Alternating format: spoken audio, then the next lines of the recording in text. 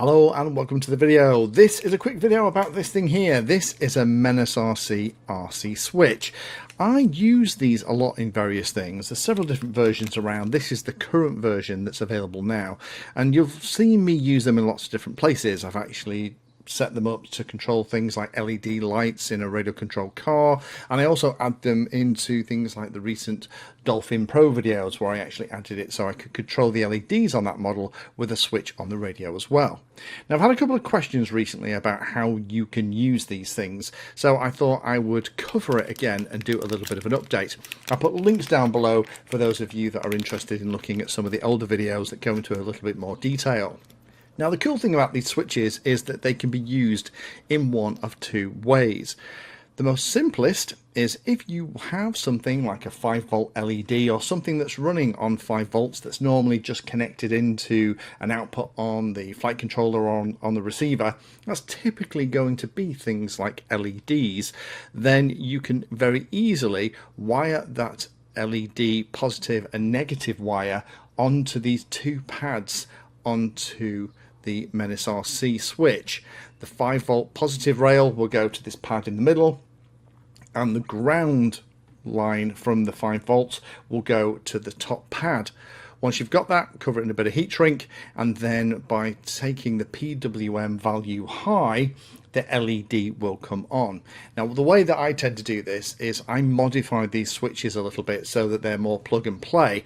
And what I do is I actually get hold of the end of an extension cable, an old extension cable, clip out the signal wire, and then solder on the red and the black wires from it onto those two pads, and then pop that around the other side, put a bit of heat shrink around the whole thing, and then I can just unplug the LED from the output that it's plugged into to get the 5 volts, plug it in to the RC switch instead, and then I can turn it on and off easily. And that's also a little portable thing that can move to model. They're really handy for lots of different things, not only for the stuff you've seen on the channel already, but I tend to just use them when there are things like 5-volt powered LED lights. But what about when you haven't got something that's run by 5 volts? Maybe it's run from the battery voltage, or maybe even a separate battery.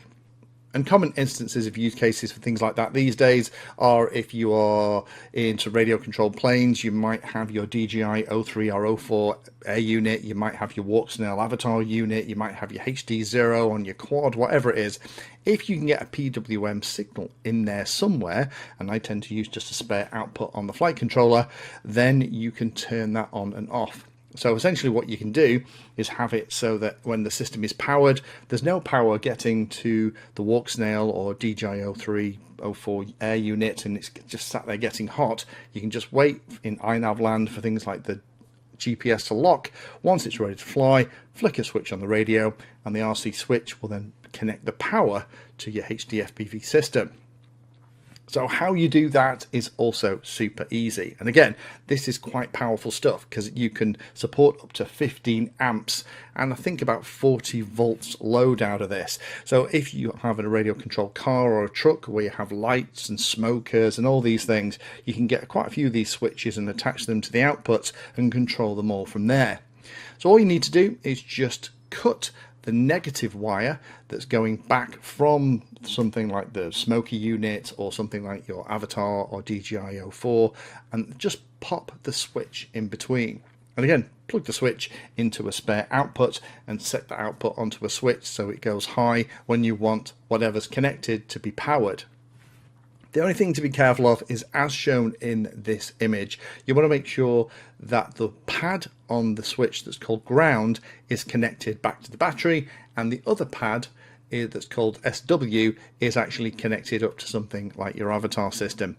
This is a great way if you are putting HD FPV systems in things and you don't want them getting hot while you're waiting for things like GPSs to lock.